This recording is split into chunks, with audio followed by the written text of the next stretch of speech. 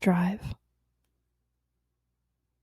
When I drive to you, I note the changes in landscape to gauge my progress.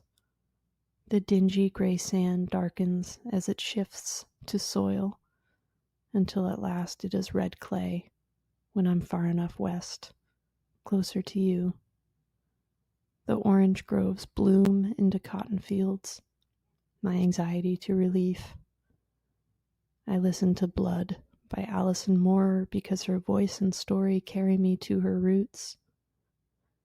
I seriously consider finding the places and houses she wrote about, but I don't want the ETA on my route planner to add another minute, because it's one less minute I get to spend with you.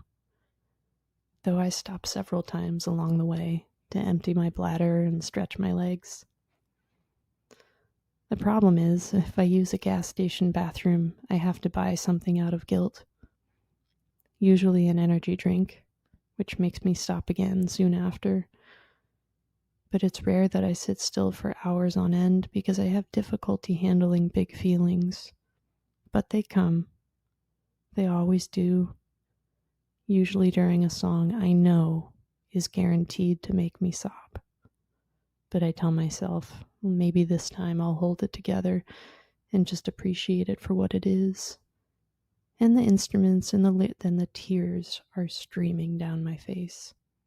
And the highway blurs. And though my windows are tinted, I feel painfully self-conscious and imagine the people driving think I'm crazy, or on my way to a funeral, or driving away from the person I love and not towards them.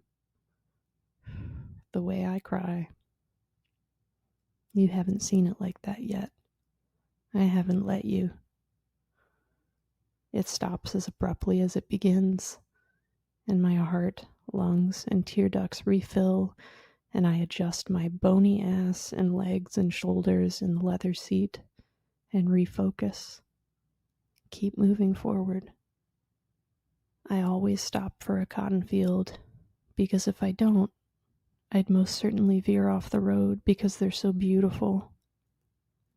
I think about t-shirts and manufacturing and history and sore fingers and backs and industry and how horrible we are as a species, but also how lucky we are to have this degree of sentience and complexity. I stop to buy honey or boiled peanuts sometimes. I perfected the art of cracking them one-handed until my fingers are pruny. Sometimes I catch a glimpse of myself in the gas station bathroom mirror and wonder why you love me. But other times I kind of get it. I guess it depends on the lighting. Not to sound like a crystal-worshipping, astrology-believing hippie asshole, but these rooms have energy as pungent as their odors. Things have happened here, particularly restrooms situated at rest stops or have exterior access.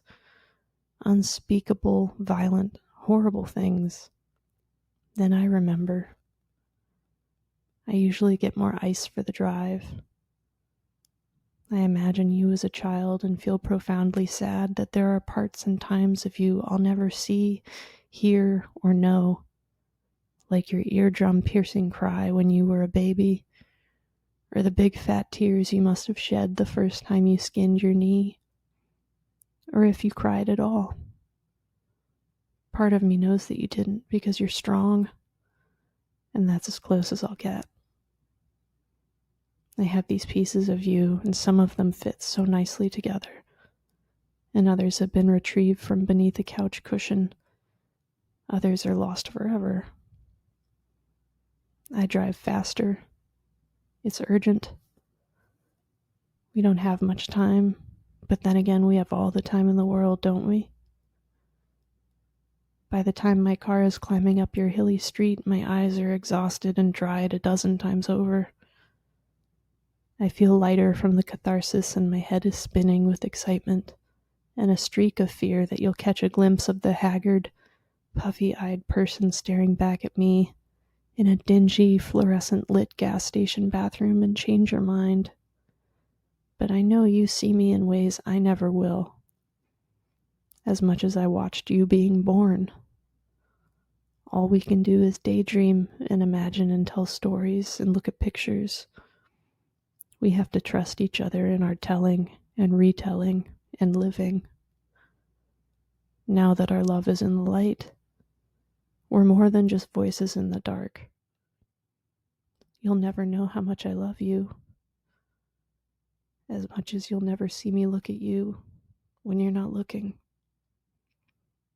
I'm jealous for the memories I don't have. I want all of you, and know that's not possible. And sometimes it feels that way, though.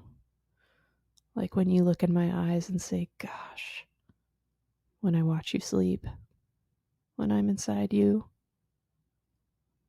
This is the ephemera, the plasma that fills the gaps and fissures between you and everything I'll never see or know. Some days it feels like it's slipping through my fingers like salt, or minutes on my GPS. Other days it overflows and streams from my eyes when I'm on my way to you.